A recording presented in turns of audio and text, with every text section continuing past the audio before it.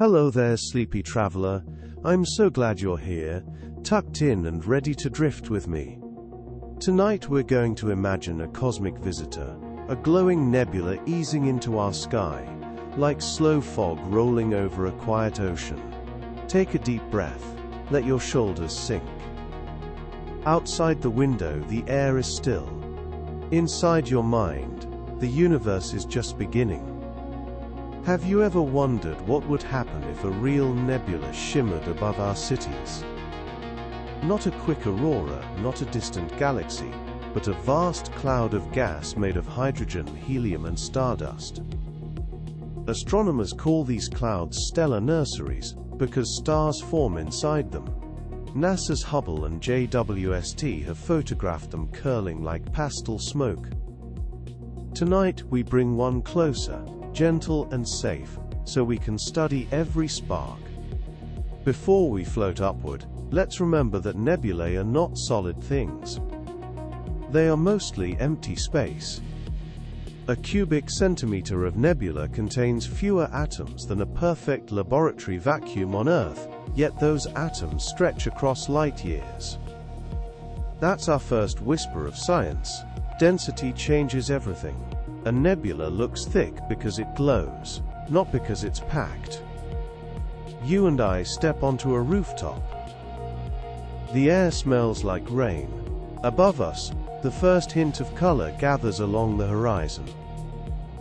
It's a faint emerald hue, a sign that oxygen atoms high in the atmosphere are being excited by nearby particles. This is similar to auroras caused by the solar wind. Yet tonight the energy source hangs farther out. A nebula's charged particles drift inward, following Earth's magnetic field lines like iron filings following a magnet. Breathe slowly. Inhale for 4 counts, exhale for 6. Watch how the color deepens. Now there's a subtle magenta band, a signature of hydrogen alpha emission. Scientists measure that color at a wavelength of 656.3 nanometers, the same shade used to track star-forming regions in the Orion Nebula. When we see that soft crimson, we know electrons are falling back toward protons, releasing photons along the way. Even if you close your eyes, you can picture that cascade like tiny beads sliding down an invisible staircase. The year is current, the data fresh. Just months ago, astronomers analyzed the California Nebula and found filaments shaped by magnetic fields roughly 30 microgauss strong. That's weaker than a refrigerator magnet by a factor of 1,000,000, yet across light years it sculpts gas into feathers. In our imagined sky, similar filaments appear as silver threads, rising like luminous vines. Do you feel the scale? Each thread could be longer than the distance between Earth and Jupiter, yet it stretches above your neighborhood street lamp. We drift back in time for context. Ancient stargazers in Babylon watched faint smudges called misharu, meaning boundaries in the sky. They thought these clouds marked gateways between gods. Centuries later, in 1054, Chinese astronomers recorded a guest star that shone for weeks. That wasn't a star at all, but the birth of the Crab Nebula, the debris of a supernova still expanding at 1,500 kilometers per second. Those observers kept clay tablets, so we could compare their notes with modern radio images. History anchors our wonder. If a nebula approached Earth, would we be in danger? Scientists at ESA ran plasma simulations, showing that nebula gas is so tenuous it would never behave like a storm. Our planet's magnetosphere would deflect most charged particles, guiding them toward the poles, creating steady auroras. Atmospheric chemists say additional ionization might create noctilucent clouds at 80 kilometers altitude. These clouds already appear in summer at high latitudes, glowing electric blue. Under a nebula's influence, they'd spill south, casting silver veils over deserts and cities alike. Let's float higher, just enough to look down at Earth. You notice a faint ripple moving through the upper atmosphere. That ripple travels along geomagnetic field lines, measured by the swarm satellites. Each line loops from the Antarctic to the Arctic. Charged particles slide along those lines like beads on a wire, colliding with nitrogen molecules and producing violet flashes. Kids in Chicago look up, mouths open. Farmers in Kenya pause between rows of maize. Every continent shares the same slow ballet. How would astronomers study this new sky? The Vera Rubin Observatory, still finishing its first all-sky survey, would detect brightness variations every night. Scientists would compare those data to earlier baselines, measuring how fast the nebula's glow changes. By tracking parallax from two observatories separated by thousands of kilometers, they could estimate the cloud's distance, maybe 600 light-years, if it resembles the Barnard's Loop. Triangulation was first used in the 1800s to map comets. Tonight, the same geometry maps a drifting curtain of plasma. We slip into Chapter 1 of our long dream, though we won't announce titles. Instead, we glide through sensations. Imagine lying on a hillside while the nebula rises like dawn. You hear nothing, yet instruments hum silently below. A spectrograph splits the light into its components, revealing not only hydrogen and oxygen, but traces of sulfur. Sulfur lines appear at 672 nanometers, rare yet crucial, because they tell us the gas has been enriched by previous generations of stars. Somewhere, massive stars lived, exploded, and sent their ashes outward. The nebula is history written in color. Your breathing slows. Your body feels light. We talk about temperature. A typical emission nebula glows at around 10,000 Kelvin. But don't worry, the gas is so diffuse it would barely warm a grain of dust. If it drifted close to Earth, the outer layers of the magnetosphere would warm by only a fraction of a degree. That's less change than the daily variation caused by the solar wind. Climate scientists at NOAA would watch carefully, but their models already account for such fluctuations. Earth remains calm.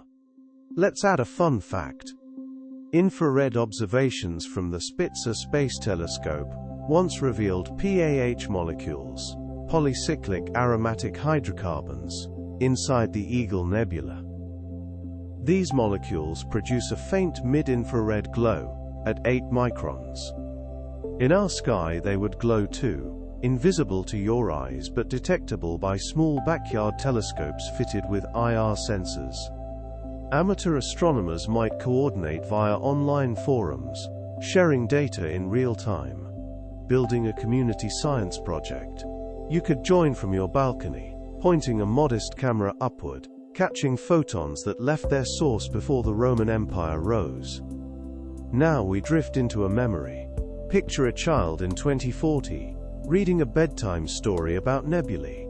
The book mentions the James Webb Space Telescope measuring molecular hydrogen at 17 microns. JWST's MIRI instrument can see that wavelength. The child looks out the window and sees the same gas glowing overhead. Science and story overlap. That child grows up to become a plasma physicist, designing spacecraft shields that mimic Earth's magnetic bubble. Inspiration is more than a feeling. It's a dataset waiting to be collected. You might be wondering where this nebula came from. Perhaps it's the remnant of a massive star near the Scorpius-Centaurus Association, a known stellar nursery about 470 light-years away. Gaia data have mapped its moving groups with precision. If a supernova exploded there 100,000 years ago, its shockwave could now be brushing against our local bubble, a cavity already carved by ancient supernovae around the Sun. That bubble spans roughly 1,000 light-years, according to a 2020 Harvard study. Our nebula might be skimming its edge, like fog sliding along a canyon wall. Let's pause and feel gratitude.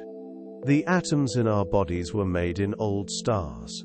The calcium in your bones was forged in a supernova. The iron in your blood came from a star, at least 8 times the mass of the Sun. When a nebula fills the sky, we're seeing our own ingredients floating freely. It feels poetic, but it's also chemistry. Spectroscopy confirms the ratios. Peer-reviewed journals list the abundances. We are literally looking at ourselves made luminous. Have you noticed how the colors pulse? That's due to stellar winds blowing through the cloud. Imagine a young star hidden within, blowing streams of charged particles at hundreds of kilometers per second. When those winds hit denser knots, they create bow shocks shaped like comet tails. The Hubble photo, called Pillars of Creation, shows these shapes clearly. In our sky, they flicker softly, each pulse taking minutes. The rhythm is slower than a heartbeat, yet faster than continental drift, a cadence perfect for sleepy minds. We turn toward another sensory detail: smell. You wouldn't smell the nebula directly, because the gas never reaches the ground in significant amounts. But the upper atmosphere might produce ozone, as oxygen molecules split and recombine under ultraviolet light. After a day of nebula glow, rainstorms could carry a faint metallic scent. People would notice. Meteorologists would collect water samples, testing for nitrates formed when energetic particles break molecular nitrogen. Similar chemistry already happens during intense auroras. So our imagined night still fits the science we observe. Now a question: would satellites be safe? Engineers at SpaceX and ESA track space weather constantly. A nearby nebula might increase drag on low Earth orbit satellites if the thermosphere warms even slightly. Yet models show the change would be modest, perhaps a few percent. Satellite operators would schedule occasional orbital boosts, similar to those performed during solar maximum. Technology adapts. Nothing catastrophic occurs. The nebula becomes a manageable factor, a new column in mission spreadsheets. We keep drifting. In the distance, you see a faint silhouette of the International Space Station. Astronauts inside take photos with sensitive cameras, capturing ripples in extreme ultraviolet light. They report seeing the nebula's glow curve around Earth's limb like a violet halo. Their voices sound calm in mission control loops. They describe feeling tiny, yet connected. They note that auroral curtains now have delicate fringes, like lace on a cosmic curtain. Each description becomes data, archived for future researchers. Let's glide into another story. In Chile's Atacama Desert, ALMA's radio antennas tilt upward. They detect carbon monoxide emission at 115 GHz, which traces cold molecular gas. The data reveal dense clumps inside the nebula, potential star seeds. If those clumps collapse, they might birth new suns in a few million years. None of that happens near Earth, because collapse requires higher density, but the signals show the nebula's origin story continues. A child listening to this bedtime podcast hears that even clouds have futures, slowly unfolding beyond our lifetimes. We check in with our breathing again. Inhale through the nose, exhale through the mouth. Feel your heartbeat syncing with the slow drift of the nebula. Each beat is a reminder that time passes differently at different scales. Photons crossing the cloud might take years to exit. Meanwhile, your body completes a heartbeat in less than a second. Still, both rhythms coexist in the same universe. This thought alone can lull you deeper into rest. The city below begins to dim its lights. Some governments might implement temporary light reduction campaigns, similar to the Dark Sky Week used to protect migrating birds. Less artificial light means more people can see the nebula. In Paris, street lamps shift to warmer hues. In Seoul, skyscrapers dim their billboards after midnight. Policy shaped by wonder. That's another fact worth savoring. Now we consider how a nebula affects radio signals. Ionization in the upper atmosphere can reflect radio waves differently. Ham radio operators already notice this during solar storms. In our scenario, long-range transmissions might travel farther at night, bouncing off newly ionized layers. Amateur operators would log signal reports, building a citizen science database that helps physicists model plasma behavior. Collaboration becomes comfort. Let's explore temperature again. While emission nebulae glow at 10,000 Kelvin, reflection nebulae shine by scattering starlight and can be much cooler, around 100 Kelvin. If part of our visitor is a reflection nebula, you might notice blue light, similar to the Pleiades, haze. That blue arises because small dust grains scatter shorter wavelengths more efficiently, the same Rayleigh scattering that makes our daytime sky blue. So the nebula becomes a layered canvas, red for hydrogen, green for oxygen, blue for scattered starlight. Painters could match these colors using simple pigments, turning citizen art into science outreach. Do you hear a distant rumble? That's not thunder. It's your own imagination translating data into sensation. Real nebulae are silent. Sound cannot travel through space at such low densities. Yet scientists convert radio signals into audio for analysis, a process called sonification. NASA has done this with the Orion Nebula, turning brightness into pitch. In our podcast, we listen to a gentle hum based on actual spectral data. It's not what the nebula sounds like, but it helps our brains grasp patterns. You drift deeper into calm. Now imagine historians documenting society's reaction. Museums create exhibits with live feeds from ground-based telescopes. They show overlays comparing tonight sky with ancient cave paintings of auroras in Scandinavian rock art. Cultural anthropologists interview elders who recall the Great Aurora of 1989. They note similarities and differences, adding nuance to our understanding of how humans respond to celestial events. Science isn't just measurements, it's stories we carry forward. We move to a different continent. Over the Sahara, the sky turns lavender. Nomadic communities use satellites for navigation.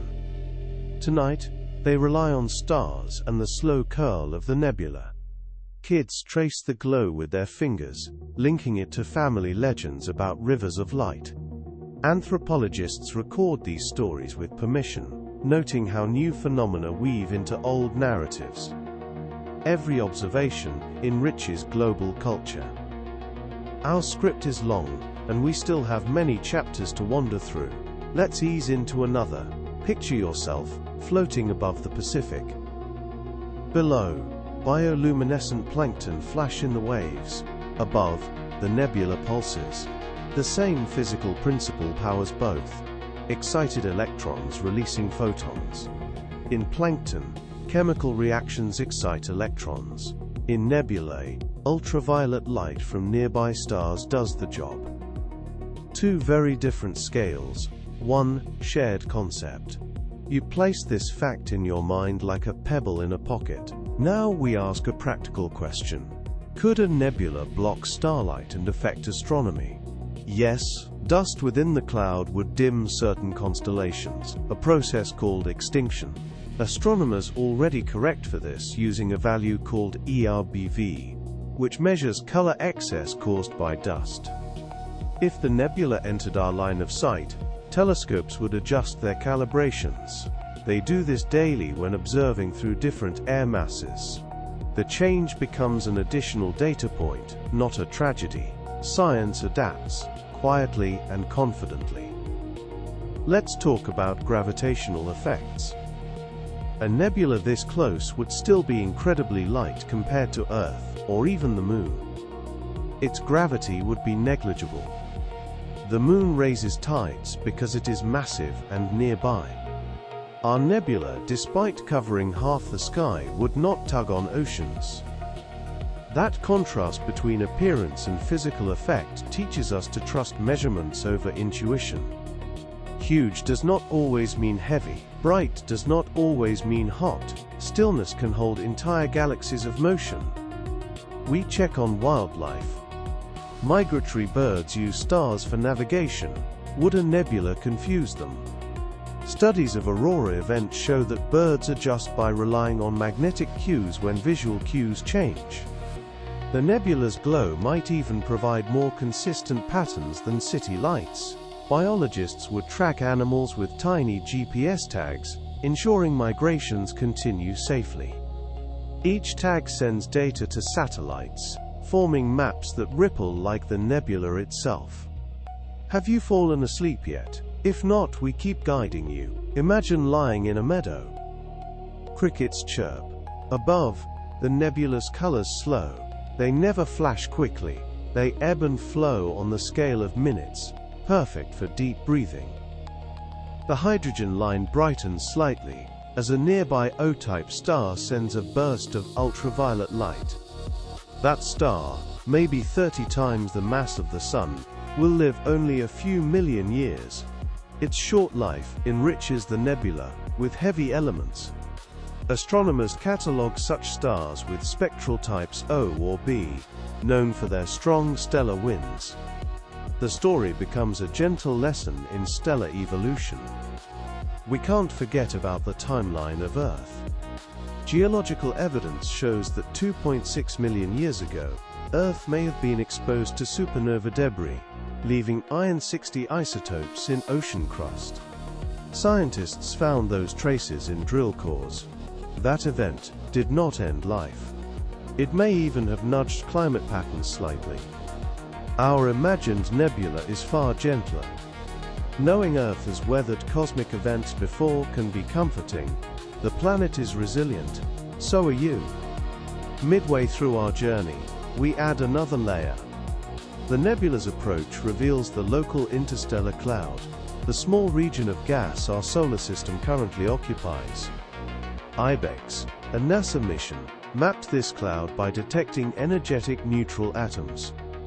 These particles form when solar wind ions capture electrons from interstellar atoms. In our story, IBEX's data become even richer, showing how the nebula's particles flow around the heliosphere. Scientists can watch the boundary ripple like a soap bubble touched by a feather. Visualize that bubble. Feel how gentle the interaction really is. Let's return to Earth's surface. Rain begins to fall. Each raindrop carries tiny aerosols formed when the upper atmosphere experienced extra ionization. Laboratory studies in Sweden showed that ionization can slightly enhance cloud condensation nuclei. The effect is small, but measurable. Tonight, meteorologists collect samples from rooftop stations. They find minute increases in nitrate levels, similar to those measured after geomagnetic storms. The data match predictions. Science smiles quietly. We drift into Chapter 4 of our unseen outline. Now we explore technology inspired by nebulae. Engineers designing future space habitats. Look at how magnetic fields confine plasma in nebulae. They adapt those principles for fusion reactors, building better magnetic bottles to hold superheated hydrogen. The International Thermonuclear Experimental Reactor already uses tokamak magnets reaching 13 Tesla. Nebula fields are far weaker, but the physics overlaps.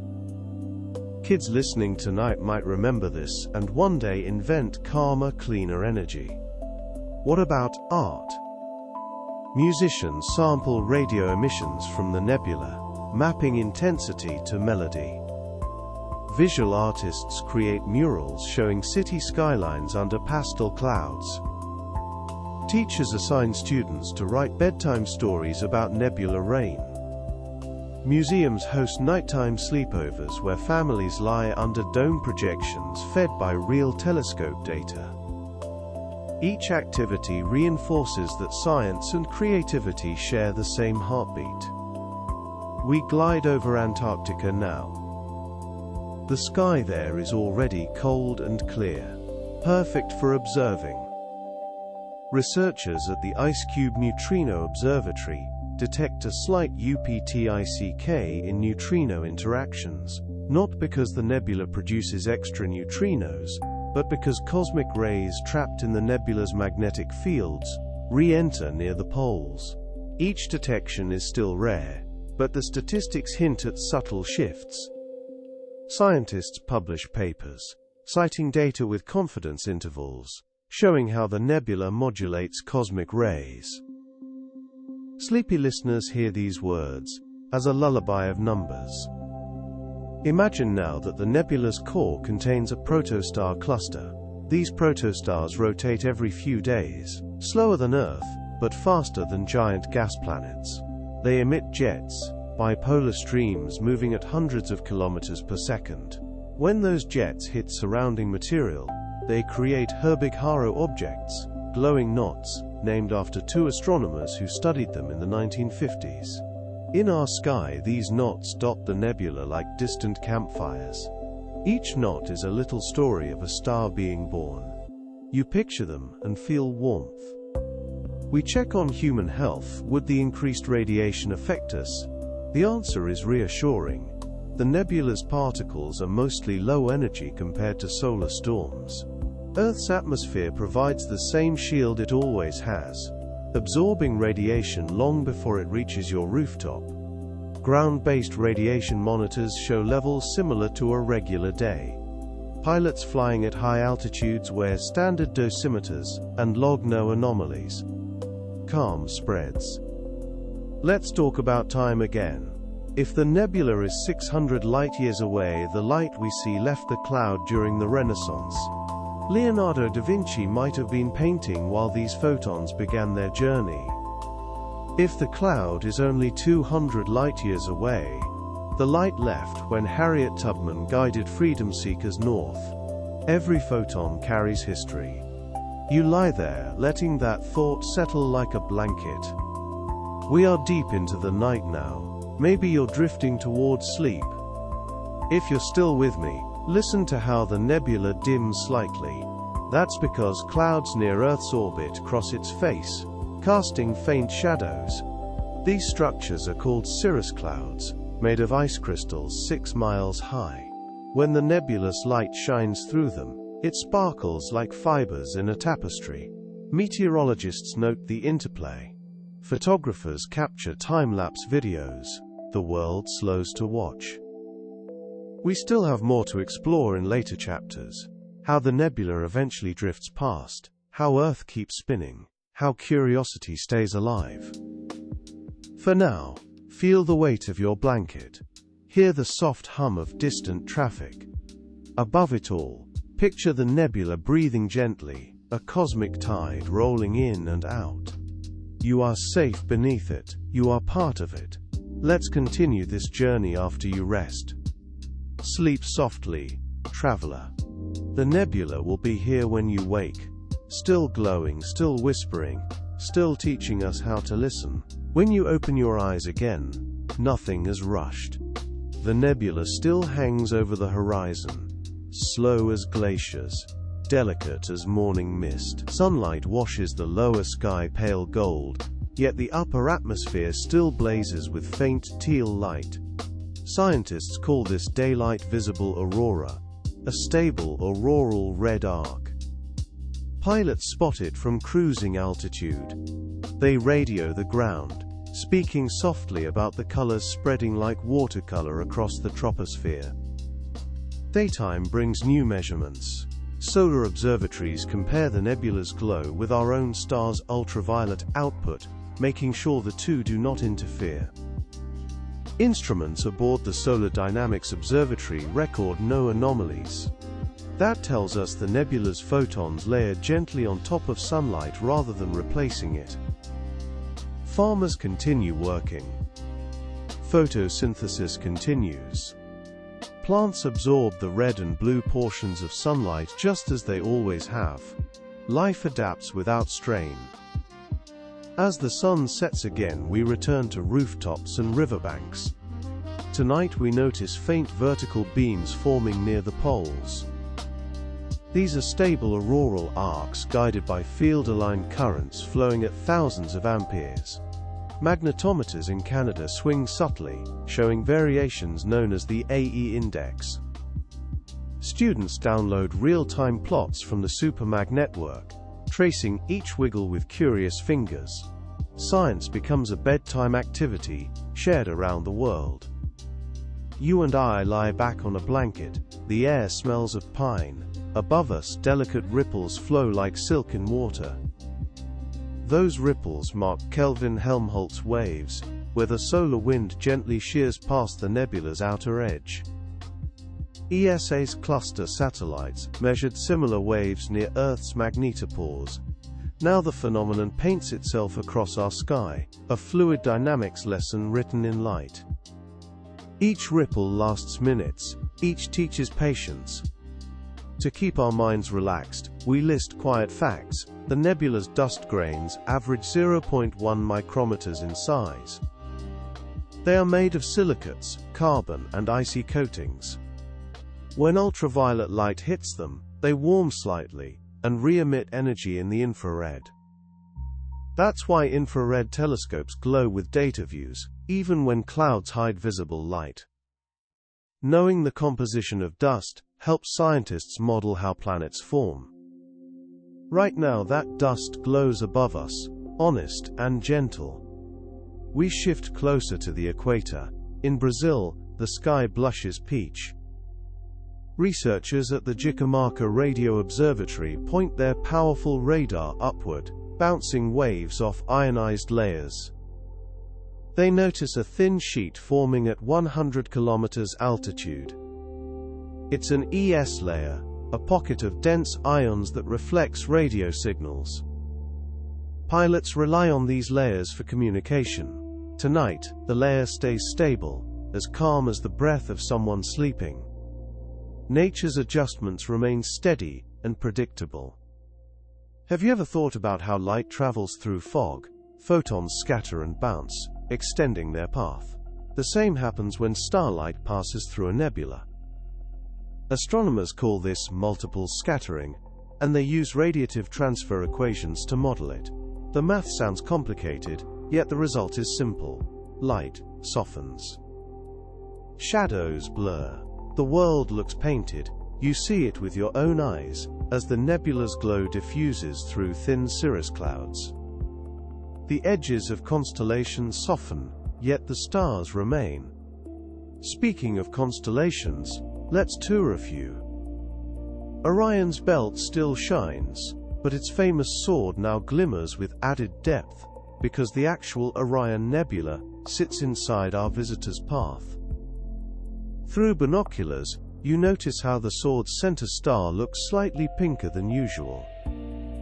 That's H-beta emission, a reminder that hydrogen transitions create multiple colors, not just the deep crimson line.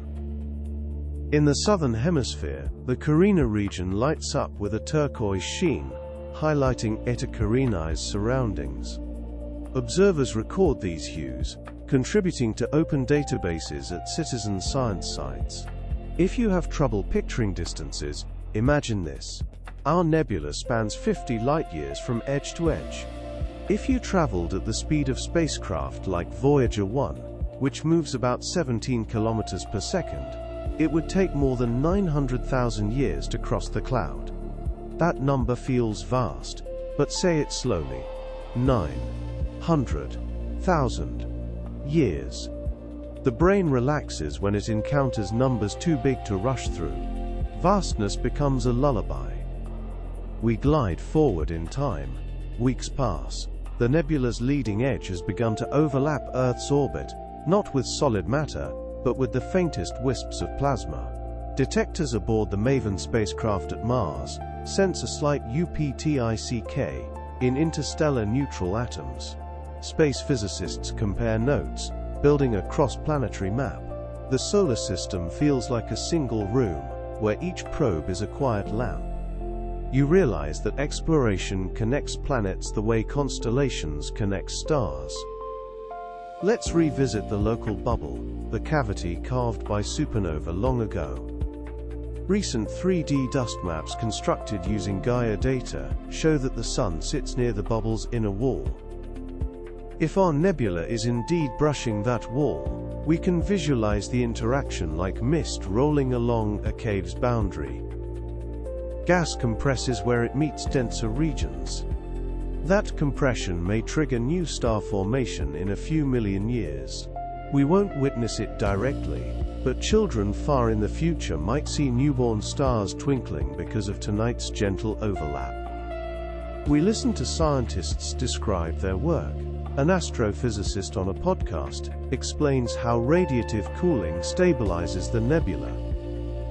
They mention cooling lines from oxygen and nitrogen, labeled O3 and 2. These lines help gas release energy, so it doesn't overheat. The same process keeps planetary nebulae balanced as they grow and fade. Knowing this makes the colors overhead feel like part of a grand thermal conversation, not a random light show. Meanwhile, environmental scientists study how the added night glow affects ecosystems. They set up automated cameras to watch fireflies.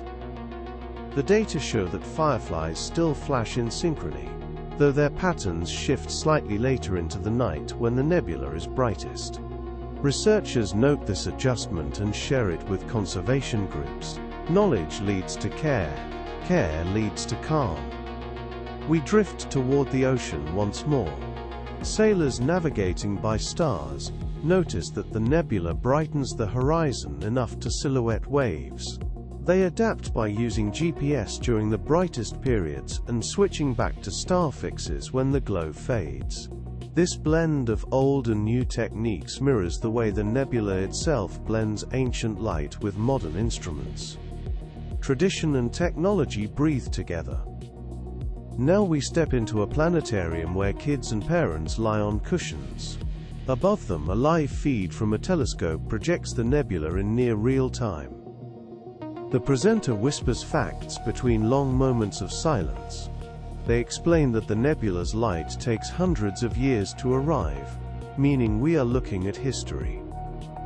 They mention the Doppler effect, noting that parts of the cloud move toward us slightly, while other parts drift away.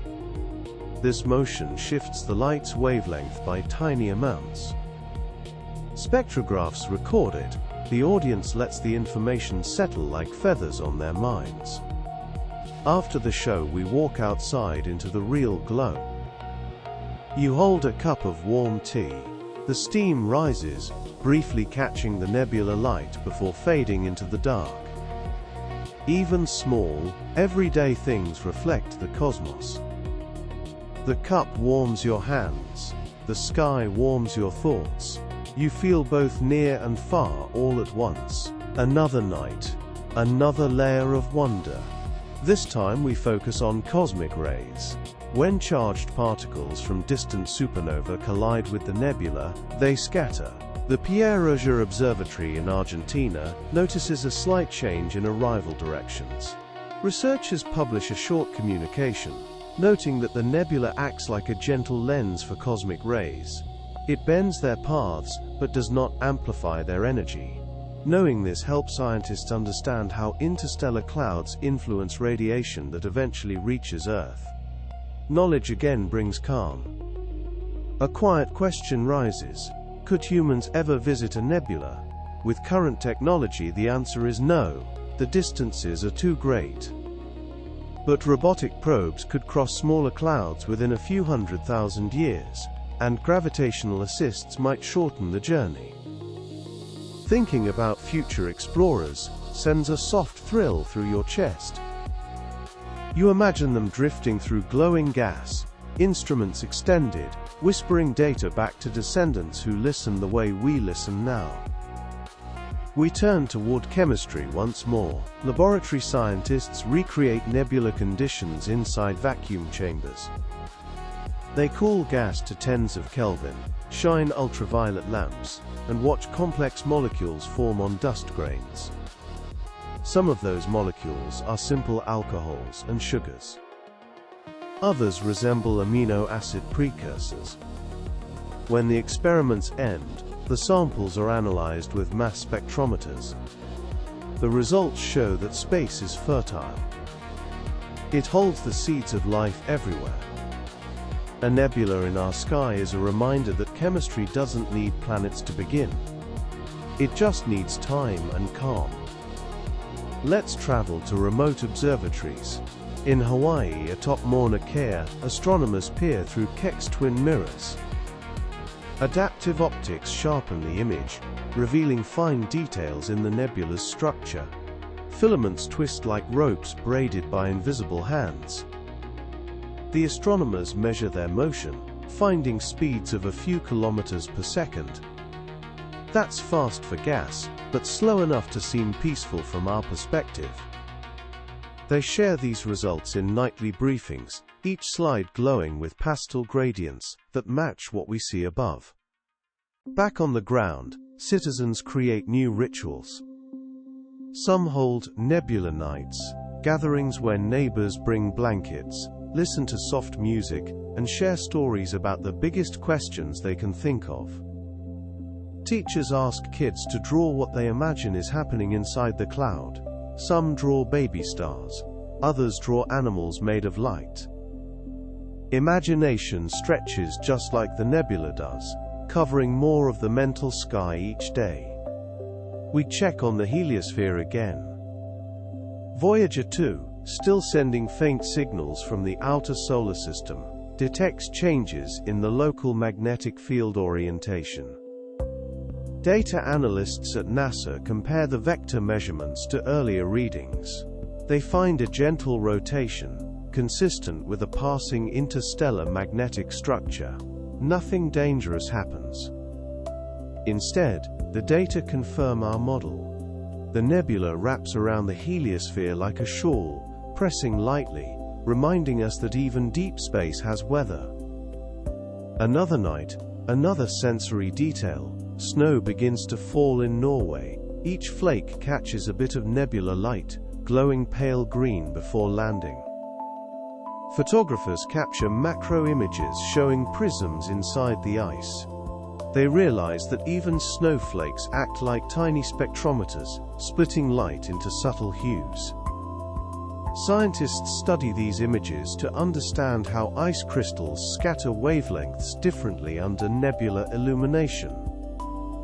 A calm winter becomes a natural laboratory. We slide into a thought experiment. Suppose the nebula carried a stronger magnetic field, maybe 100 microgauss instead of 30. Would Earth notice? Computer models suggest that the magnetosphere would shrink slightly, perhaps by a few percent. Satellites in geostationary orbit might experience mild changes in charged particle populations. Operators would respond by adjusting shielding settings. Even in this hypothetical, the outcome remains manageable. The lesson is that planning and understanding keep fear away. Now picture lightning storms under a nebula sky. Lightning already produces gamma rays and antimatter in tiny bursts called terrestrial gamma ray flashes. Scientists wonder whether the altered ionization profile might influence these flashes. They deploy high-altitude balloons with gamma-ray detectors. Early results show no dramatic change, just a slight shift in timing. More data are needed. Until then, thunderstorms keep rumbling, reminding us that Earth's own atmosphere is full of surprises. We return to the sewer of the nebula itself. Rather than a simple cloud, it contains multiple shells, evidence of earlier eruptions. Astronomers model these shells using hydrodynamic codes that run on supercomputers. The simulations show waves propagating outward, reflecting off denser regions, and interfering with each other. Some waves form constructive patterns that brighten the cloud. Others cancel out, creating dark lanes. When you look up, those lanes appear as soft shadows, giving the nebula depth.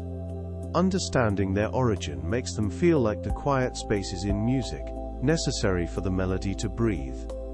Have you noticed how we keep returning to breath? The script itself inhales and exhales. Facts come in, wonder goes out. The rhythm keeps you relaxed while also filling your mind with accurate science. This balance mirrors the nebula's own cycle. Gas collapses to form stars. Stars shine and blow gas outward. The gas cools and collapses again. Creation and release, again and again, for millions of years. We drift into the hinterlands of the script now, deep into the second hour. Your eyelids grow heavy, yet curiosity stays awake in some small corner. We talk about gravitational waves. If the nebula formed after a supernova, that explosion may have sent gravitational waves humming through space. LIGO and Virgo might have detected them if they were happening today. Even if they didn't, the idea shows how every cosmic event echoes in multiple ways. Light, particles, gravitational ripples. A nebula is a symphony captured mid-note. Now we wonder about the nebula's future. Eventually the solar wind will carve a path through it, creating a cavity, shaped like a teardrop. This region is called a heliotail. For now, the tail is small. Under the nebula's gentle pressure, it might stretch farther, resembling the tail of a comet. IBEX has already imaged hints of such a tail. With the nebula present, the images become clearer. Scientists watch, fascinated, as our star leaves a luminous footprint inside the stranger's glow. We pause to drink water.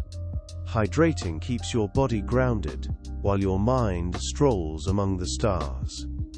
As you sip, think about how water molecules in your glass once passed through clouds, rivers, maybe even glaciers. They might one day evaporate, rise and freeze in the upper atmosphere. When nebula light waits to greet them, everything cycles, everything connects. The scene shifts to a quiet library. Shelves hold books about astronomy, poetry, and history. A child sits at a table, reading about the Helix Nebula, the so-called Eye of God, located about 650 light-years away. They glance out the window and see a real nebula painting the skyline. The connection between page and sky sparks a lifelong love of science. Decades later, that child, now a scientist, recalls the night the sky glowed and says it all began there. Stories become sparks that endure longer than the nebula itself. As the script nears midnight, we introduce a gentle paradox. Nebulae look delicate, yet they birth some of the most powerful objects in the universe. Massive stars form inside them, live fast, and explode with incredible energy. Those explosions send shockwaves that sculpt even more clouds. So softness and strength coexist. You can be calm and powerful at the same time. Listening to this story proves it. We begin another slow tour, this time of instruments orbiting Earth. The Hubble Space Telescope captures ultraviolet images showing fluorescing hydrogen. The Chandra X-ray Observatory sees hot gas near newborn stars. The Fermi Gamma Ray Space Telescope monitors high-energy photons from any lurking pulsars. When data from all these instruments are combined, scientists assemble a multi-wavelength portrait of the nebula. It's like hearing a song with every instrument playing together, each adding a different layer. Let's consider how the nebula might influence meteor showers. If dust grains from the cloud drift into the inner solar system, some could intersect Earth's orbit. They would be tiny, far smaller than sand. When they hit the atmosphere, they would burn up quietly, producing faint meteors called sporadics. Observers would note a slight increase in dim streaks. Kids might lie on the grass, counting them, whispering wishes as each faint line fades. We can't forget the moon. When the moon rises under a nebulous sky, its surface looks washed in subtle colors. Photographers capture lunar halos tinted with pale pink. The effect arises because the nebula adds extra wavelengths to the moonlight, which already reflects sunlight. The combined spectrum creates a pastel ring. This phenomenon teaches us that light is additive. One source enhances another. Cooperation again. Our journey now turns to scientists who study magnetohydrodynamics, the physics of electrically conducting fluids like plasma. They write equations linking magnetic fields, flows, and pressure. These equations describe both the nebula and Earth's own magnetosphere. By comparing theory to observation, they refine their models, ensuring that future predictions remain accurate. The math may seem abstract, yet at its heart, it's about patterns. Order inside motion, calm inside complexity. We approach the final act, though we still have many breaths left. Imagine the nebula slowly drifting on, the densest part moving past Earth's orbit while fainter wisps remain. Night by night the colors soften. The hydrogen line dims. Oxygen fades to a whisper. One evening you step outside and realize the sky looks almost ordinary again. But nothing is truly the same. The experience has settled into your memory like sediment at the bottom of a lake. Even as the glow lessens, data keeps arriving. Scientists archive terabytes of observations, spectra, images, magnetometer readings, weather reports, animal migration logs. Future researchers will use this archive to study how Earth responds to interstellar visitors. The event becomes a benchmark, a case study in cosmic calm. Students decades from now will read about it. Perhaps while another nebula drifts by, knowledge loops back on itself, just like the nebula's curved arms. As the last bright filaments fade, small details remain. A faint green line near the horizon lingers each night, like the afterimage of a flash. That line is airglow, the natural emission from oxygen molecules recombining high above Earth. Airglow was always there. The nebula simply helped us notice it. Even after the visitor leaves, airglow reminds us that the sky is never truly dark. There is always a quiet photon waiting. Let's end with gratitude. Thank the astronomers who stayed up late. Thank the engineers who built telescopes and spacecraft. Thank the teachers who explained each color. Thank yourself for listening, for letting your curiosity stay awake even as your body relaxes. The nebula may move on, but your sense of wonder can stay right here. Close your eyes if they aren't already closed. Picture the nebula's last strands stretching into the distance, like silk pulled gently through your fingers. Each strand carries atoms that once sat inside stars, that might one day form new stars, that might someday flow into planets and people. We are part of that cycle. We are made of those atoms. We are the nebula, just organized differently. Feel your breathing slow again. In for 4, hold for 2, out for 6. Let your heartbeat sync with the galaxy's long rhythm. The Milky Way spins once every 225 million years. You spin once every day. Both motions matter. Both carry stories. Tonight you've listened to one of them. As you drift towards sleep, know that the sky keeps watch. Telescopes keep recording. Scientists keep learning. And every photon that touches your window brings a message from far away. The universe is vast, but it is also close. It lives in your thoughts, your questions, your dreams.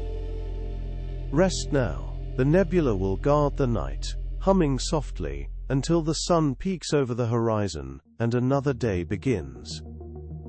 But you asked me to keep going, so we stay awake a little longer, letting curiosity stretch. Imagine we are midway through the second hour, breathing evenly, hearts slow. Outside, the nebula still glows, but now we focus on the communities responding to it day after day. In Tanzania, a group of students builds a small spectrograph using cardboard, a DVD fragment, and a phone camera. They aim it at the sky and capture bands of color showing hydrogen, oxygen, and sodium. Their teacher posts the results online. Professional astronomers applaud the accuracy. The students realize that cutting-edge science can start on a dusty schoolyard with tools made by hand. wonder travels without passports. Meanwhile, meteorological stations record subtle shifts in atmospheric tides, the daily swelling and shrinking of air layers driven by solar heating. The presence of the nebula adds a steady source of ionization, slightly altering how these tides propagate. Satellites like TimeEd and ICON detect the change. Researchers publish a note describing the effect as a gentle, persistent enhancement. That phrase becomes a mantra for listeners trying to fall asleep. Gentle, persistent enhancements happen in your life too. Small habits, kind words, quiet thoughts. We drift over to Europe, where the auroral oval spreads southward.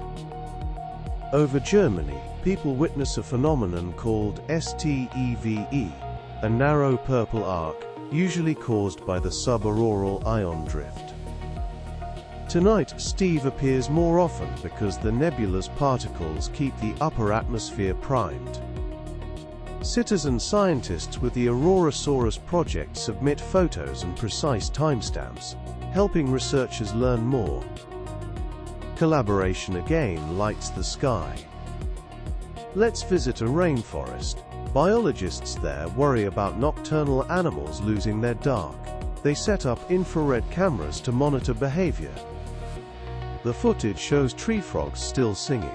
Their calls shift by a few beats per minute, but the chorus remains. Jaguars still hunt along shadowy trails, guided more by smell than sight. The nebula adds light but not noise. Nature adapts quietly. Economists study the event too. They note increased sales of telescopes, art supplies and bedtime storybooks. Museums see record attendance for astronomy nights. Tourism boards coordinate with astronomers to avoid overcrowding sensitive areas. Policies remain thoughtful. The nebula boosts curiosity without tipping ecosystems out of balance. Even commerce learns to move at a slower, more mindful pace. Now we contemplate the physics of ion-neutral collisions. In the upper atmosphere, ions created by the nebula's radiation collide with neutral molecules. These collisions transfer momentum and heat, altering the wind patterns by tiny amounts. Models show slightly stronger eastward winds near 100 km altitude. Atmospheric scientists confirm this using Fabry-Perot interferometers.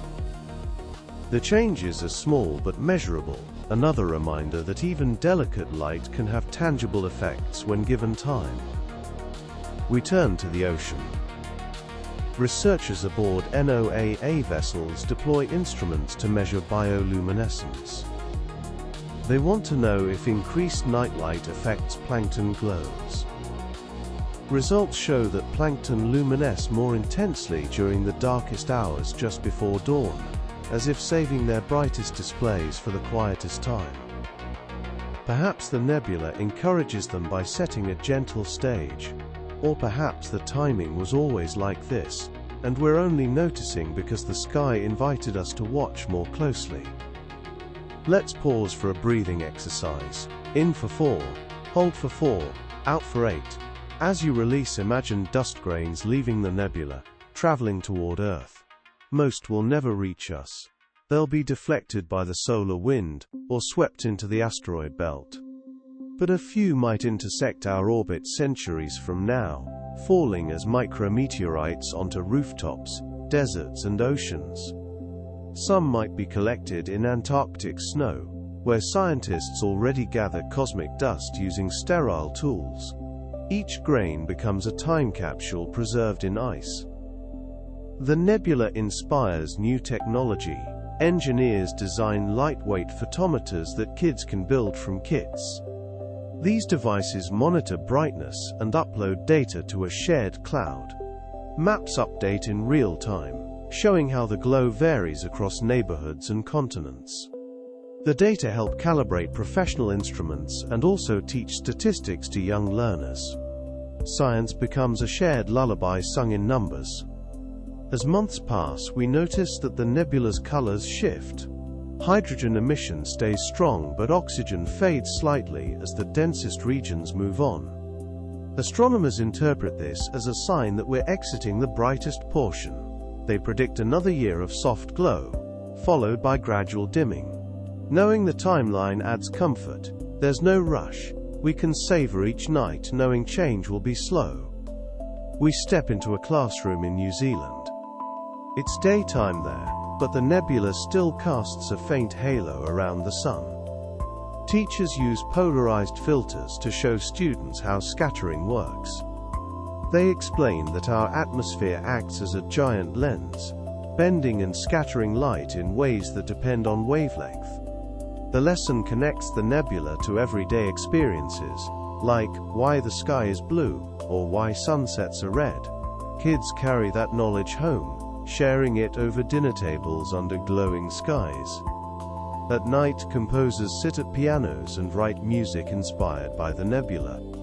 They translate spectral lines into notes, turning hydrogen's frequency into a soft C, oxygen into a shimmering E, sulfur into a gentle G. The resulting melody feels vast yet peaceful. Recordings circulate online. People fall asleep listening to the same chords produced by long-ago atoms. Science feeds art, art feeds rest. Philosophers join the conversation. They remind us that looking up has always guided human thought, from ancient mythologies to modern theories. A nebula in our sky becomes a mirror reflecting our questions. Who are we in a universe so wide? How do we care for one planet under such a grand ceiling? Their essays encourage slow thinking, the kind you do when the world is hushed. We glance toward the poles again. Instruments stationed in Antarctica detect faint glows called polar mesospheric clouds. These are the highest clouds on Earth, forming at altitudes near 85 kilometers. Under the nebula's influence, they extend farther toward the equator. Photos from Norway, Scotland, and even parts of the northern United States show shimmering silver ripples just after sunset. Scientists record the temperature changes responsible, linking them to waves traveling through the atmosphere. Every observation becomes part of a story woven from air, light, and patience. Let's travel to a radio observatory in South Africa, part of the Meerkat Array. The dishes listen for neutral hydrogen emission at 21 centimeters. The nebula increases the background slightly, but clever data processing removes the extra glow, revealing distant galaxies behind the cloud. This reminds us that even when something bright is nearby, there's a universe beyond it waiting to be seen. Sometimes we focus on the nebula, sometimes we look through it. We consider the human body once more. Doctors notice patients sleeping more easily during the event. Maybe the gentle routine of nightly skywatching acts like meditation. Maybe it's coincidence. Regardless, therapists incorporate nebula imagery into guided relaxation exercises. They describe the colors, the slow motion, the certainty that nothing dangerous will happen.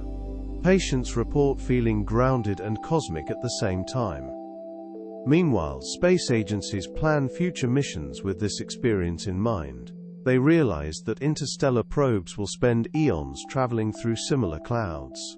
Building better dust shields, more sensitive plasma detectors, and efficient communication systems becomes a priority. The nebula in our sky acts as a rehearsal space for journeys still centuries away. Preparation can be peaceful. We explore mythology again. Communities invent new tales. A nebula fox weaving light across the sky, a cosmic river carrying songs, a grandmother cloud telling stories to stars. These myths don't replace science. They accompany it, giving emotional shape to data. Kids hear both the legend and the lab notes, and learn that truth can wear many costumes. We approach the final third of our 2-hour voyage. To keep minds engaged, we switch perspectives. Imagine being a dust grain inside the nebula. You drift in near vacuum, slowly tumbling, coated with frost. ultraviolet light knocks electrons off your surface, charging you slightly. Magnetic fields guide your motion like currents in a sea. For thousands of years you wander, until one day you sense the solar wind ahead. You feel a gentle push, altering your path. Centuries later, you might settle onto a comet, join a planet, or float forever. Even dust leads an epic life. Back on Earth, artists make lanterns shaped like nebula pillars. They place them along riverbanks during festivals, letting the reflections ripple. Scientists attend these events too, chatting with families, answering questions, listening to stories. The boundary between expert and listener dissolves. Everyone becomes a watcher of the sky. We dive into particle physics briefly. Some parts of the nebula contain traces of ionized helium, which emits light at 468.6 nanometers. Detecting this line requires sensitive instruments. Observatories in Chile and Hawaii confirm its presence. That matters because helium ionization indicates nearby hot stars. By measuring the line's strength, astronomers infer the temperature of those stars, maybe 30,000 Kelvin. Facts like these anchor our dreamy narrative in precise numbers. Midnight passes. You're still awake, or maybe you drifted off and returned. Either way, the story continues softly. We imagine space probes beyond Pluto. New Horizons, still traveling, turns its instruments toward the glow. It detects subtle increases in interstellar hydrogen. The data help refine models of the heliosphere's boundary, the place where solar wind meets interstellar medium. Even far from Earth, the nebula leaves fingerprints. Closer to home, engineers test power grids to ensure they handle any geomagnetic fluctuations. The results show that the nebula's currents are steady and low, far less disruptive than strong solar storms. Utilities remain confident. Citizens rest easier knowing essentials are safe. Calm spreads through infrastructure as well as hearts. We bring in archaeology. Researchers examine ancient petroglyphs depicting swirling skies. Some may record past aurora events triggered by strong solar activity. Comparing those records to the current nebula helps historians date the art and understand how people interpreted celestial phenomena. Past and present speak across millennia, both pointing up at glowing clouds. Let's talk about dark matter briefly. While we can't see it, dark matter shapes how nebulae move. Simulations show that dark matter halos guide clouds along gravitational highways. Our nebula likely follows one of these unseen tracks. Thinking about that invisible structure is like recognizing the pulse of music, even when you can't hear the instruments. It adds depth to the scene. We shift to a quiet kitchen where someone brews tea late at night.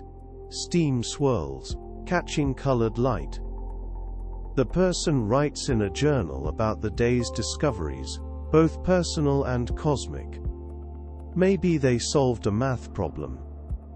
Maybe they mended a friendship. Maybe they simply sat still. The nebula becomes a backdrop for small victories. Out in deserts, astronomers test new adaptive optics systems that compensate for atmospheric turbulence amplified by auroral activity. The test results show crisper images than ever. The nebula acts as both challenge and guide, teaching engineers how to tame shimmering air. The technology developed now will improve future telescopes long after the glow fades. We consider how soundscapes might change.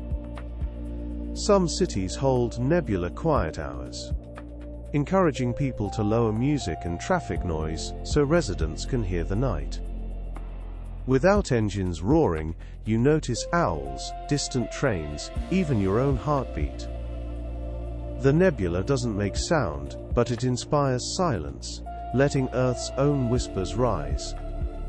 Next we visit glaciers. Scientists drilling ice cores find new layers forming during the event. These layers contain slightly elevated nitrate levels, signatures of upper atmosphere chemistry influenced by the nebula.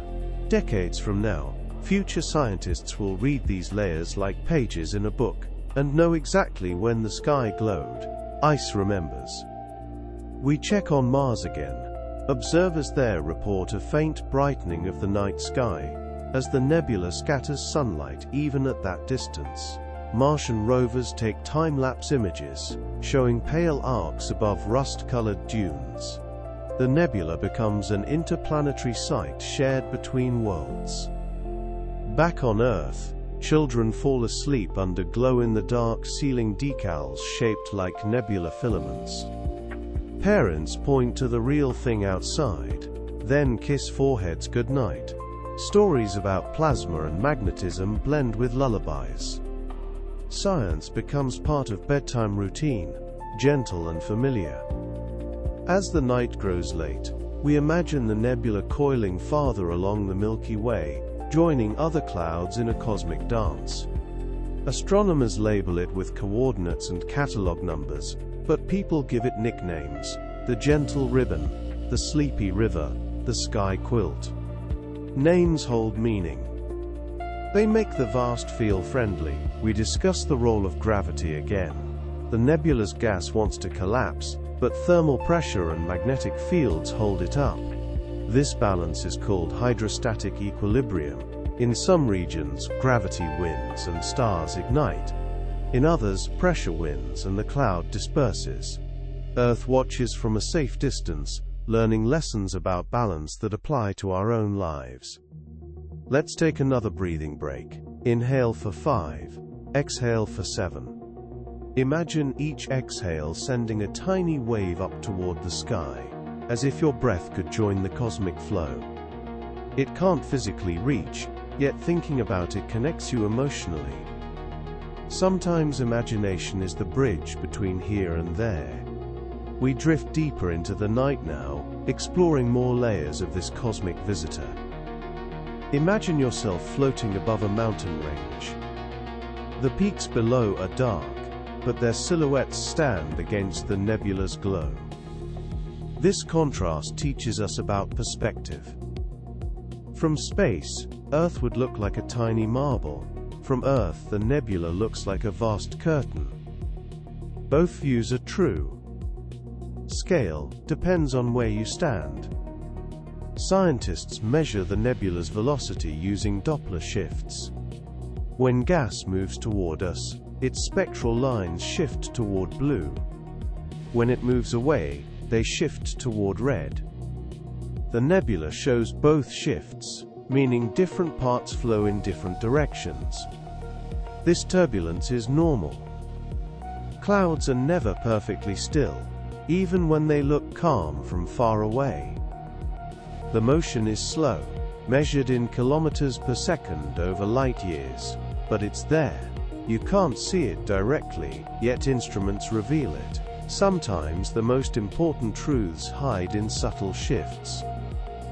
We consider the role of cosmic rays again. These high-energy particles, mostly protons, stream through the nebula. Some originate from supernovae within the cloud. Others come from distant galaxies.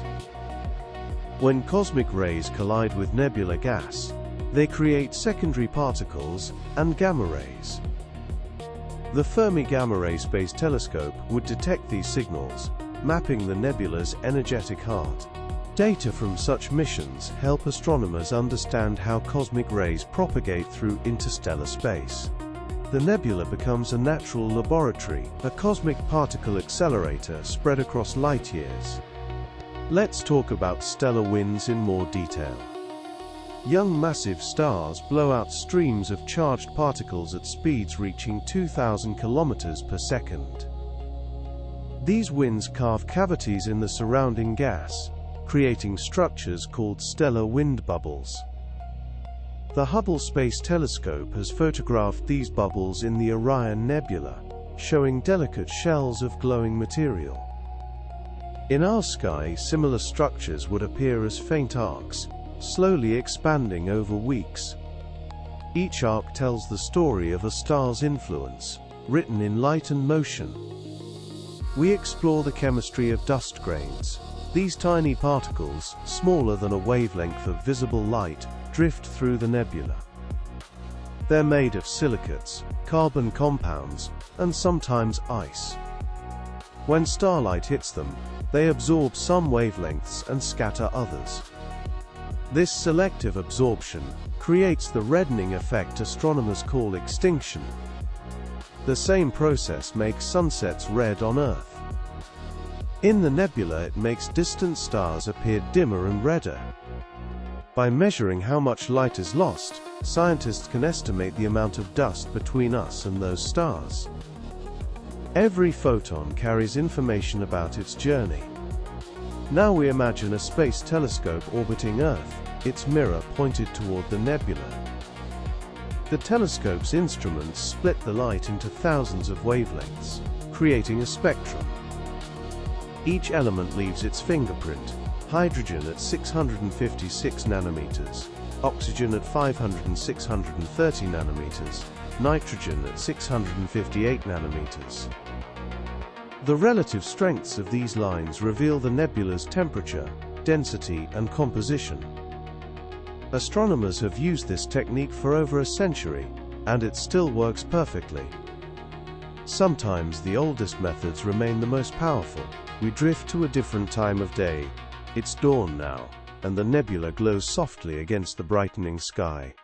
The contrast is beautiful. Pink sunrise light mixes with green nebula emission, creating colors that don't exist in any paint box. Photographers wake early to capture this moment, knowing it won't last. The sun's light will soon wash out the nebula's glow, but for a few minutes each morning, both sources of light share the sky. Transitions are always worth watching. During the day, the nebula becomes invisible to human eyes, but radio telescopes still detect it.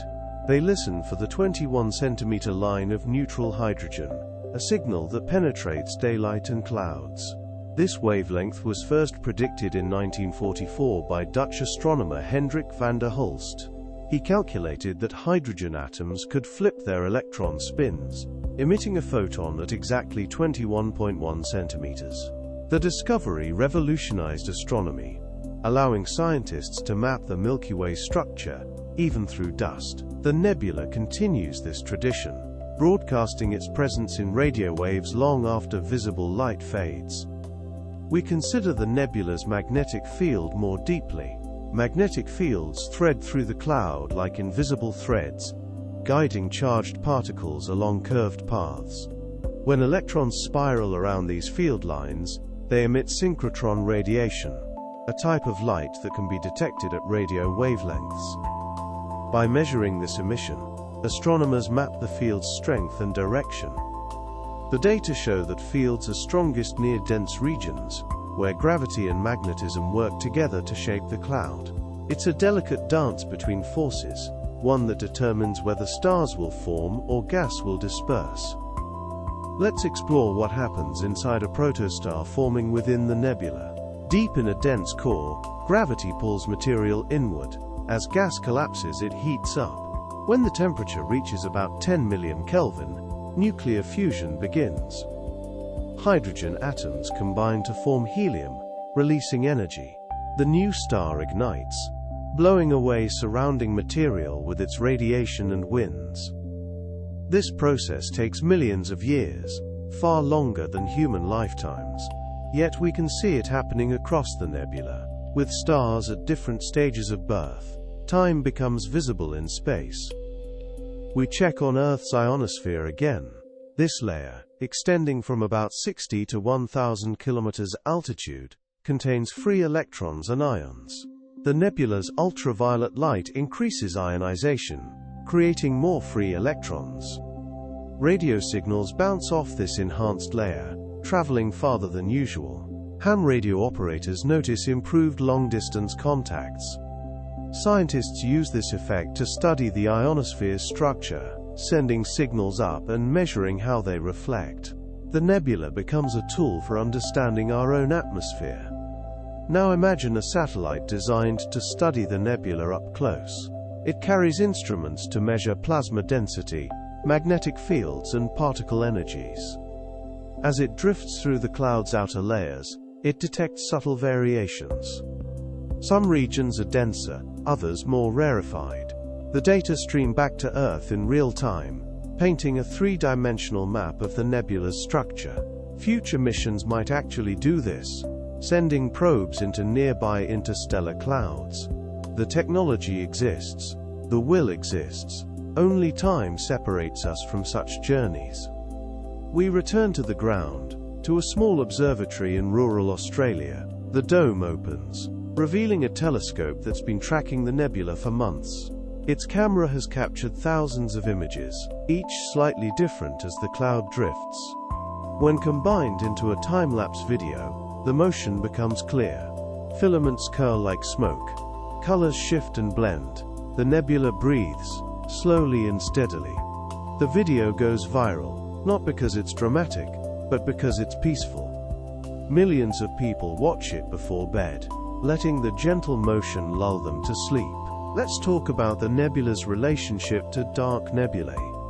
These are clouds so dense with dust that they block starlight, appearing as black patches against the Milky Way.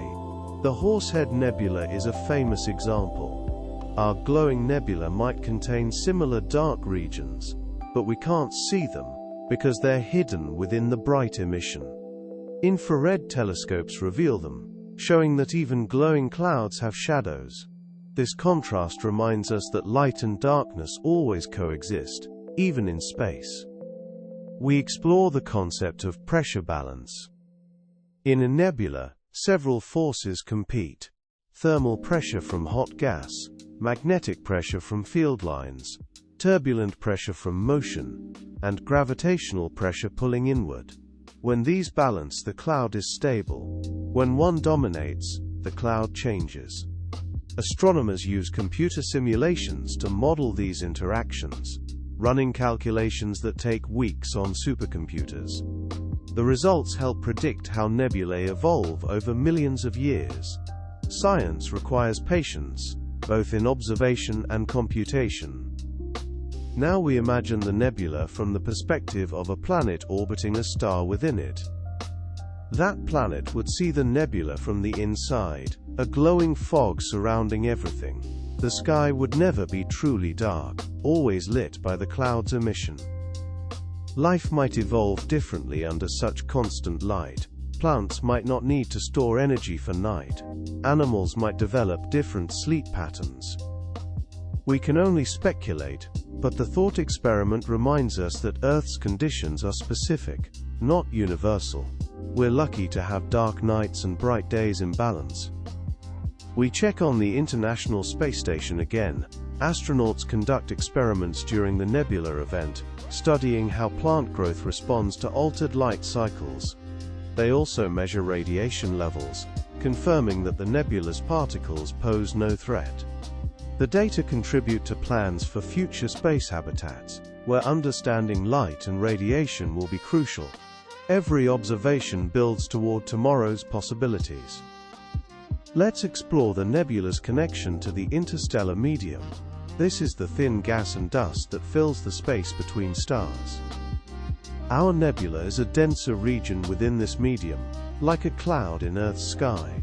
The boundary between nebula and surrounding space is gradual, not sharp.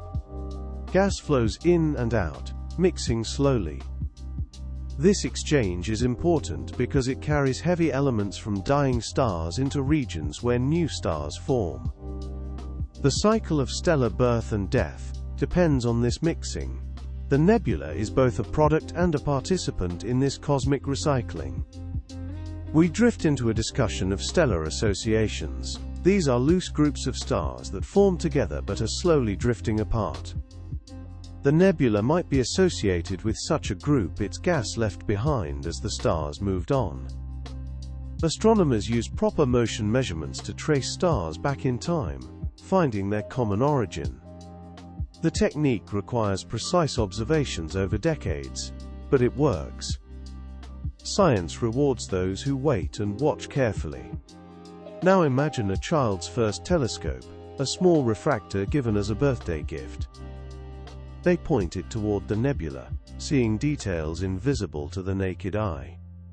Filaments resolve into delicate threads. Colors separate into distinct bands. The child draws what they see, creating art that mixes observation with imagination. Years later, they become an astronomer, but they never forget that first view. Inspiration often starts small, with simple tools and open eyes. We explore the physics of recombination. When an electron recombines with an ion, it can fall into different energy levels, emitting photons of specific wavelengths. The pattern of these emissions creates the nebula's spectrum. By analyzing which lines are strongest, astronomers determine the nebula's ionization state. Highly ionized regions indicate nearby hot stars. Neutral regions are farther from such sources. The spectrum becomes a map of the nebula's structure, readable by those who know the language of light. Let's talk about the local bubble again, but in more detail. This is the cavity in which our solar system currently resides, carved out by supernovae that exploded millions of years ago. The bubble is about 1,000 light-years across and filled with hot, thin gas. Our nebula might be skimming the bubble's edge, its cooler gas interacting with the hot interior. This boundary region would show interesting physics, with temperature and density gradients creating complex structures. The interaction would be slow, taking thousands of years, but it would be measurable with sensitive instruments. We consider how the nebula affects Earth's climate. The answer is, barely at all. The nebula's light is too faint to significantly warm the planet. Its particles are too sparse to alter atmospheric composition.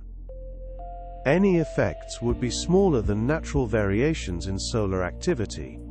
Climate scientists confirm this using models that account for all known factors. The nebula is beautiful, but benign. A cosmic decoration that doesn't disrupt the delicate balance that makes Earth habitable. Now we imagine the nebula as it might appear from different planets in our solar system.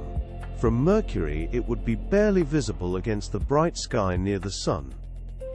From Jupiter, it would look similar to Earth's view, but with different atmospheric scattering. From Pluto, it would be one of the brightest objects in the sky, a reminder that distance changes perspective. Each viewpoint offers unique insights, teaching us that there's no single correct way to see the universe. We explore the concept of photoionization. When ultraviolet photons from hot stars strike neutral atoms, they can knock off electrons, creating ions. This process requires photons with enough energy, typically from stars hotter than 25,000 Kelvin.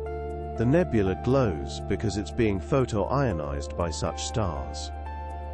The process is continuous. Photons stream out. Atoms get ionized. Electrons recombine. New photons are emitted.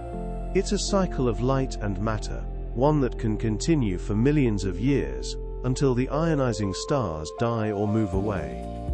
Let's take another sensory journey. Imagine lying in a field of wildflowers. The nebula arches overhead like a pastel rainbow. You hear bees buzzing, a distant stream, your own breathing. The combination of cosmic and earthly sounds creates a unique harmony. You realize that you're experiencing two scales of existence simultaneously, the vast and the immediate. Both are real, both matter. The nebula doesn't diminish the flowers, it frames them in a larger context. We check on the nebula's motion through space. Using parallax measurements from Gaia and other missions, astronomers determine that it's moving at about 20 kilometers per second relative to the Sun. This is fast by human standards, but slow on cosmic scales. At this speed, it would take tens of thousands of years to cross a distance equal to the nebula's own size. Motion in space is patient, measured in epochs rather than hours. Now we explore what happens when the nebula's gas eventually disperses. Over millions of years, stellar winds and radiation pressure will push the material apart. The cloud will thin, its glow will fade, and it will merge back into the general interstellar medium. But the heavy elements it contains will remain, eventually becoming part of new stars and planets. Nothing is truly lost, only transformed. The nebula's atoms will continue their journey, cycling through cosmic processes we can barely imagine. We consider the role of turbulence. Nebulae are not smooth, they're filled with chaotic motion on many scales. Large eddies break into smaller ones, creating a cascade of energy. This turbulence helps prevent gravitational collapse in some regions, while promoting it in others. It's a complex dance that computer models struggle to capture fully. Yet observations show it's real, with gas moving in patterns that look random but follow physical laws. Chaos and order exist together, even in clouds of gas. Let's talk about the nebula's age. By studying the stars within or near it, astronomers can estimate when it formed. Some nebulae are only a few million years old, still glowing from recent star formation. Others are remnants of supernovae, their material expanding for tens of thousands of years. Our imagined nebula might be somewhere in between, old enough to have structure but young enough to still glow brightly. Age in space is measured differently than on Earth, in millions and billions rather than decades. We drift into a quiet moment. The nebula pulses softly overhead. You're lying down now, maybe in bed, maybe still outside wrapped in a blanket. Your breathing has slowed, your thoughts have quieted. The scientific facts we've shared blend into a gentle stream of wonder. You don't need to remember every detail. You just need to feel the calm that comes from understanding, even partially, how the universe works. That feeling is enough. We explore one more technical detail, the Stromgren sphere. This is the region around a hot star where hydrogen is fully ionized. The sphere's size depends on the star's temperature and the gas density. In our nebula, multiple Stromgren spheres might overlap, creating complex patterns of ionization. The boundaries between ionized and neutral gas would be sharp, defined by the range of ultraviolet photons. These boundaries are invisible to the eye but clear in spectral data. Science often reveals structure hidden in plain sight. Now imagine the nebula inspiring new forms of poetry. Writers compose verses about plasma and photons, finding beauty in scientific language. The hydrogen line sings at 656 nanometers, becomes a line of poetry. Magnetic fields curve like invisible rivers, becomes a metaphor. Science and art merge, each enriching the other. These poems are published in journals and read at open mic nights, proving that wonder has many languages. We check on the nebula's effect on Earth's magnetic field. The answer is minimal. The nebula's magnetic field is weak compared to Earth's, and the interaction would be subtle. Magnetometers might detect tiny fluctuations, but nothing that would affect compasses or navigation systems. The Earth's field, generated by our planet's molten core, remains dominant. It's a shield that has protected life for billions of years, and it continues its work unchanged. Let's explore the concept of column density. This is the total amount of material along a line of sight through the nebula. Astronomers measure it in atoms per square centimeter. Typical values for emission nebula range from 10 to the power of 20 to 10 to the power of 22 atoms per square centimeter. That sounds like a lot, but spread across light years, it's incredibly sparse.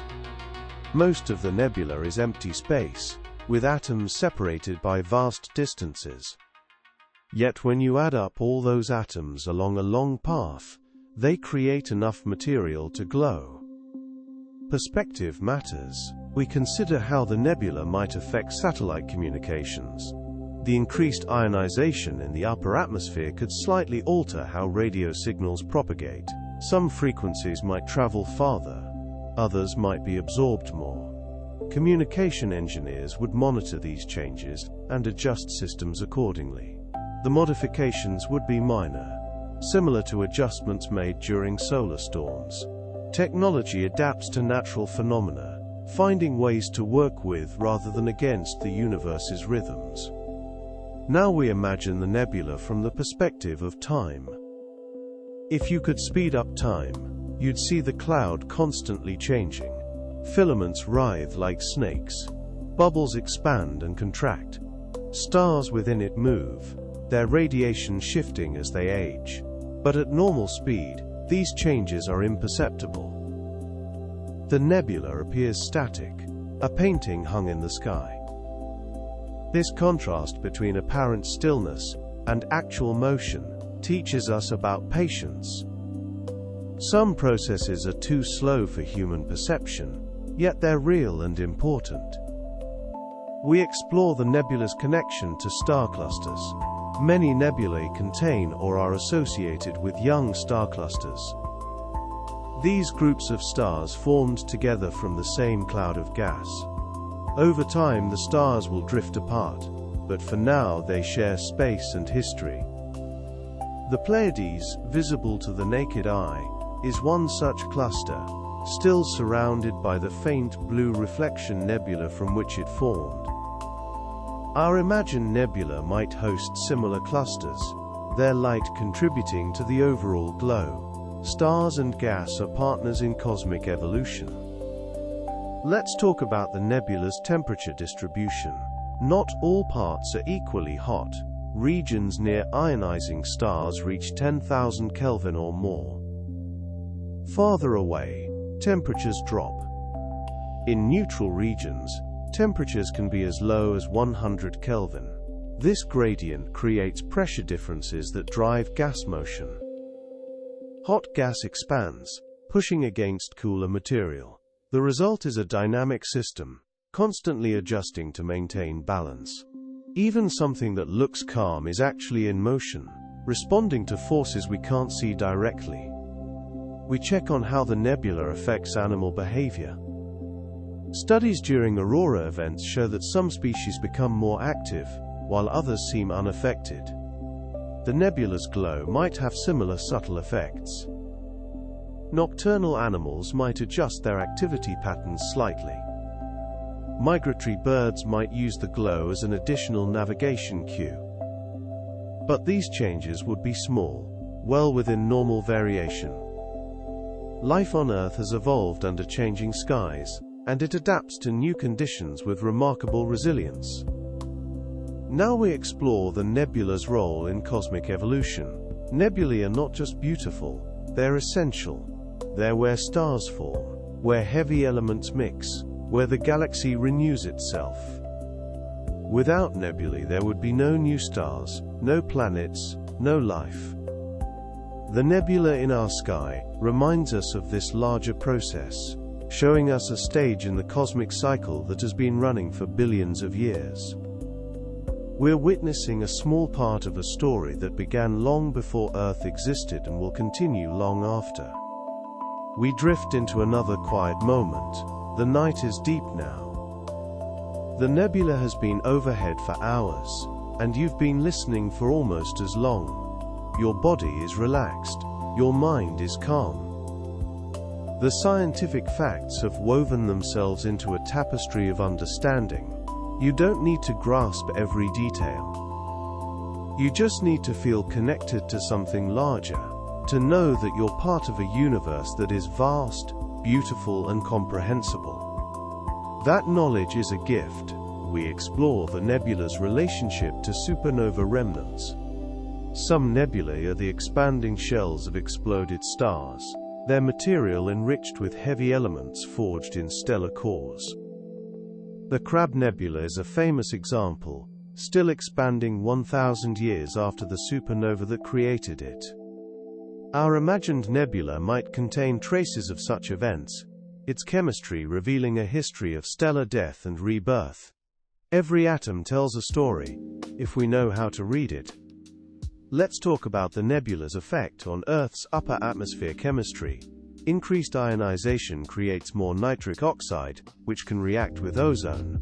Atmospheric chemists monitor these reactions, using instruments on high-altitude balloons.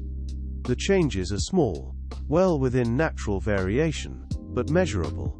Science finds patterns even in subtle shifts, building understanding one data point at a time. Now imagine the nebula inspiring new forms of meditation. Practitioners sit under the glowing sky, using its colors as a focus point. They breathe in sync with the slow pulses, letting the rhythm guide them into deeper states of calm. The practice spreads through communities, creating shared moments of peace. The nebula becomes a teacher, showing that stillness can be found even in motion, that vastness can feel intimate. We check on the nebula's interaction with the solar wind. This stream of charged particles from the Sun creates a bubble around our solar system called the heliosphere. When the nebula's gas encounters this bubble, it slows and deflects, creating a bow shock similar to a boat moving through water. The Voyager probes, now in interstellar space, have detected such boundaries. Our nebula would create its own subtle interaction, one that space physicists would study with great interest. Let's explore the concept of optical depth. This measures how transparent or opaque a material is to light. In a nebula, optical depth varies with wavelength. Visible light might pass through easily, while ultraviolet light gets absorbed. This selective transparency creates the nebula's appearance, with some regions glowing brightly and others remaining dark. Understanding optical depth helps astronomers interpret what they see, separating real structure from effects of absorption and scattering. We consider how the nebula might affect plant growth. Studies of aurora events show that some plants respond to geomagnetic fluctuations, though the effects are subtle. The nebula's influence would be similar. Too small to significantly alter agriculture, but interesting to researchers studying plant sensitivity. Botanists might set up controlled experiments, comparing growth rates under normal and enhanced sky glow. Science finds questions everywhere, even in quiet gardens. Now we drift into a discussion of the nebula's future. Over millions of years, it will evolve. Stars within it will age and die. New stars will form from remaining gas. The cloud itself will disperse, its material spreading into the interstellar medium. But the heavy elements it contains will persist, eventually becoming part of new nebulae, new stars, new planets. The cycle continues, patient and endless. We're witnessing one moment in a story that spans cosmic time. We explore the nebula's connection to dark matter. While we can't see dark matter directly, its gravity shapes how nebulae move through the galaxy.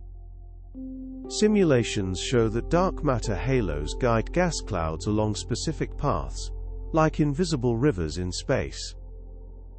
Our nebula likely follows such a path, its motion influenced by matter we cannot see. This reminder of the unseen adds depth to our understanding, showing that the universe contains more than meets the eye. Let's talk about the nebula's effect on human psychology. Studies of natural light shows suggest that exposure to beautiful skies can improve mood and reduce stress. The nebula's gentle glow might have similar benefits, providing a nightly reminder of wonder and connection. Therapists might incorporate nebula viewing into treatment plans, using the sky as a tool for mindfulness and perspective. Sometimes healing comes from looking up. We check on how the nebula affects radio astronomy. The increased ionization in Earth's atmosphere could create more interference at certain frequencies. Radio astronomers would adjust their observations, using techniques developed for solar storms. The data would still be valuable, just requiring more careful processing. Science adapts to conditions, finding ways to learn even when circumstances change. Now imagine the nebula inspiring new forms of architecture, buildings designed with the sky in mind, featuring rooftop observatories and large windows angled toward the glow. Cities might plan lighting to complement rather than compete with the nebula's colors. Urban planners would consider the cosmic view as part of environmental design. The nebula becomes a catalyst for thinking differently about our built environment. We explore the physics of shockwaves in nebulae. When fast-moving material hits slower gas, it creates a shock front.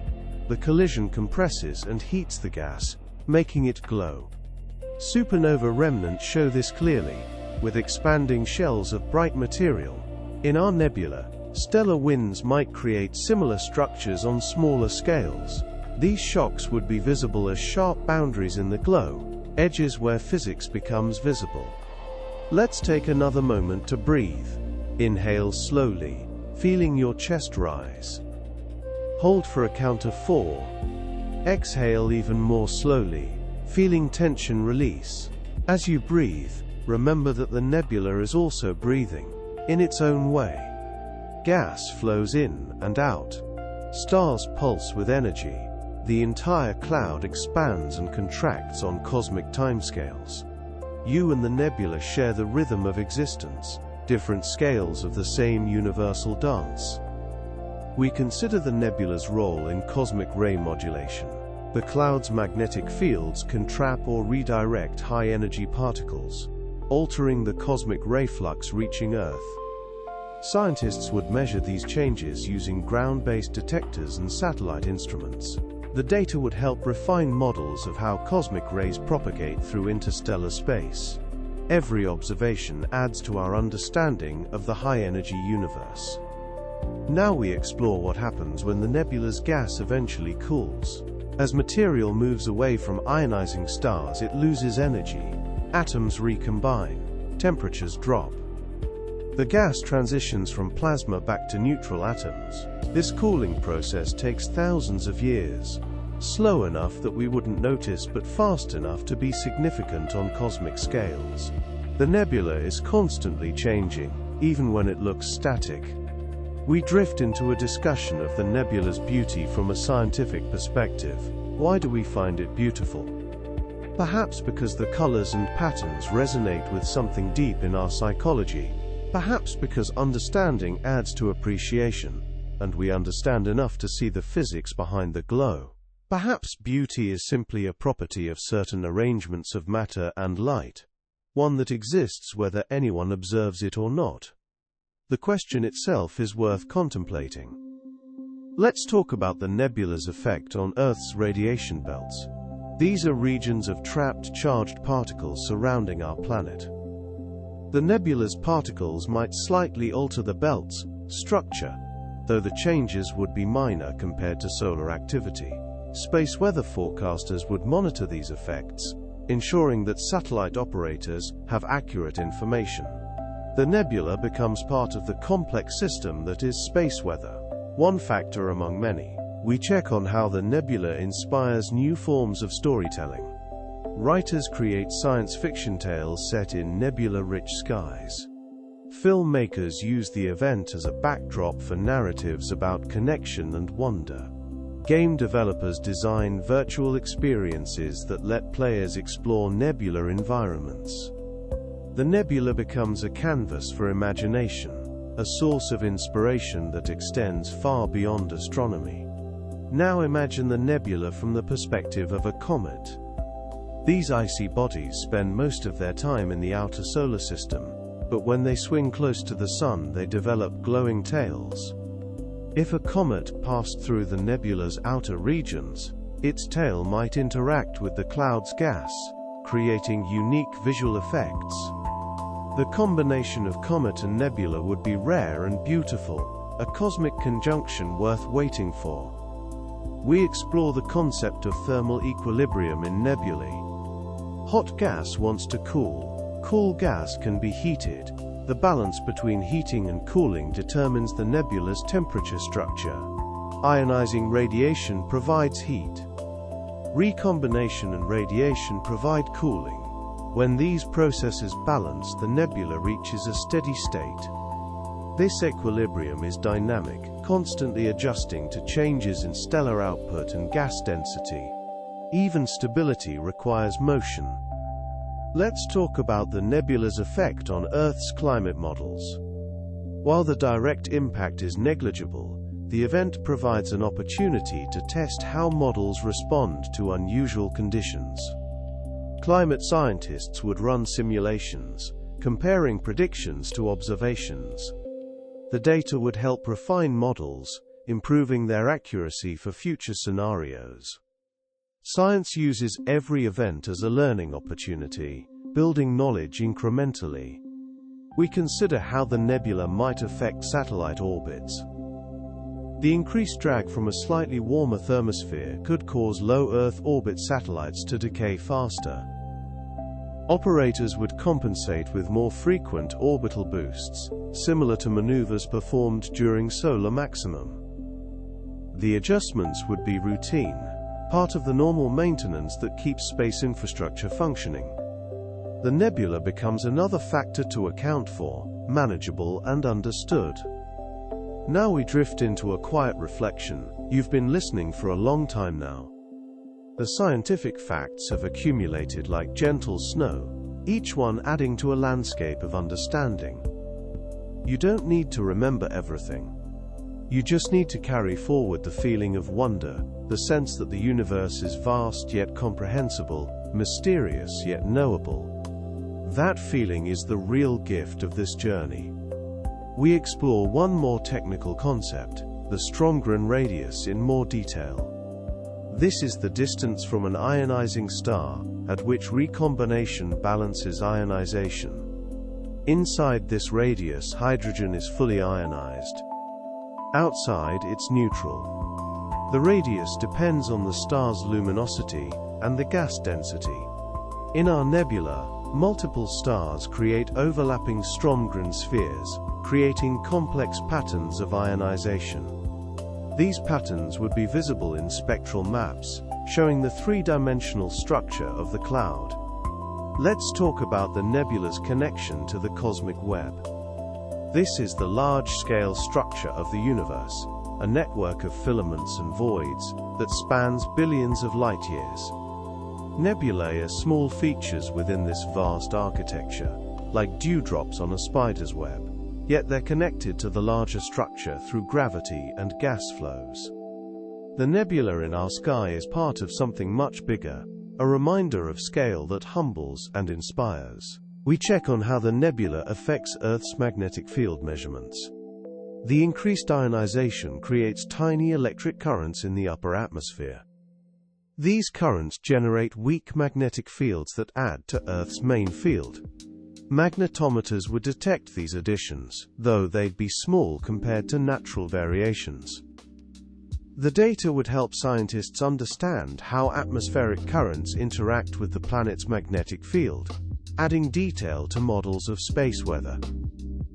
Now imagine the nebula inspiring new forms of music. Composers translate spectral data into melodies, creating symphonies based on the frequencies of hydrogen, oxygen, and other elements. The resulting music feels both scientific and emotional, connecting data to feeling. Concerts are held under the glowing sky, with live feeds from telescopes projected on screens. Science and art merge in shared experience. We explore the physics of dust grain alignment. In some nebulae, magnetic fields cause dust grains to align, like compass needles pointing in the same direction. This alignment polarizes the light passing through, creating patterns that reveal the field structure. Astronomers use polarimetry to map these fields, reading the orientation of dust to understand invisible forces. Sometimes the smallest particles tell the biggest stories. Let's take a final deep breath together. Inhale for 6 counts, feeling your body expand. hold for 4, exhale for 8, releasing everything. As you breathe, remember that you're breathing the same elements that fill the nebula, mostly nitrogen and oxygen, with traces of everything else. The atoms in your lungs have been part of stars, part of nebulae, part of the cosmic cycle. You are literally made of stardust, a fact that is both poetic and scientifically accurate.